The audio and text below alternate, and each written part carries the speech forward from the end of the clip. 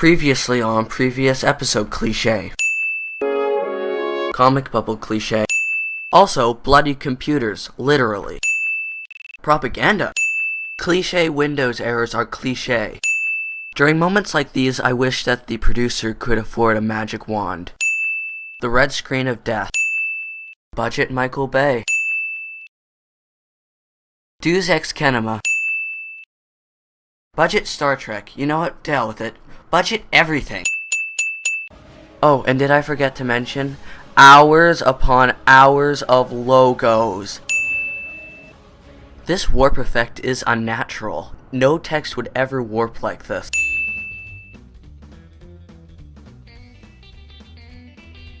That's morbid and racist. Oh, and also, the default wallpaper. Literally, wallpaper. Dramatic iLife music. Evil character who refers to their leader as boss cliché. Five Nights at Freddy's reference. Another less than subtle Five Nights at Freddy's reference. God, this is looking more like Five Nights at Kenny's. Wow, those effects must have been produced by a $2,000 After Effects plugin. Stuttering. Legend cliché. Apple thinks he's going to die when he is the protagonist and he is the epitome of a Deus Ex Machina. This part here goes against everything that we know about the series. First of all, Linux controls the Kubuntu distribution. Why would he be so surprised to note that they were on the opposite team? In fact, how could that even be possible, considering the fact that Linux is practically inside of Kubuntu and in the others? Can't he just flip a self-destruct switch? That deserves about 20 cents on its own.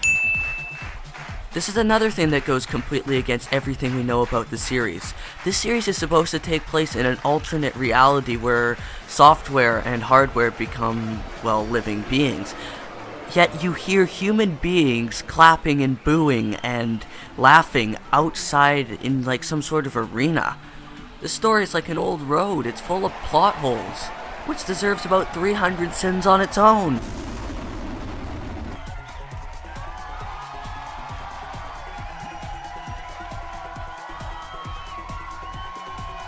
Okay, let me just point something out right here.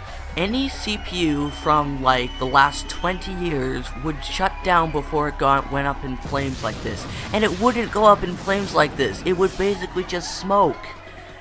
Yes, maybe it might go charcoal dark like he did right into that, but it wouldn't blow up like that. That's like Michael Bay times 20.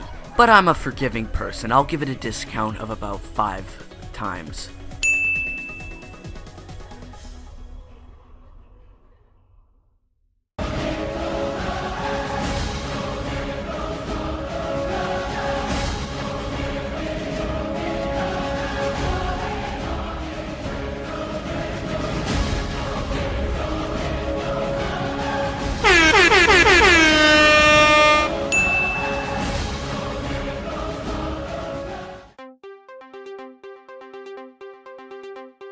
Okay, first of all, how could she have fit in there?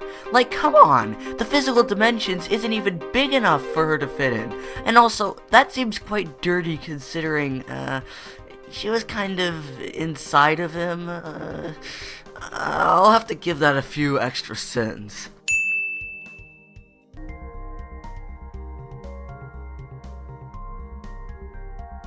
Okay, this is absolutely absurd.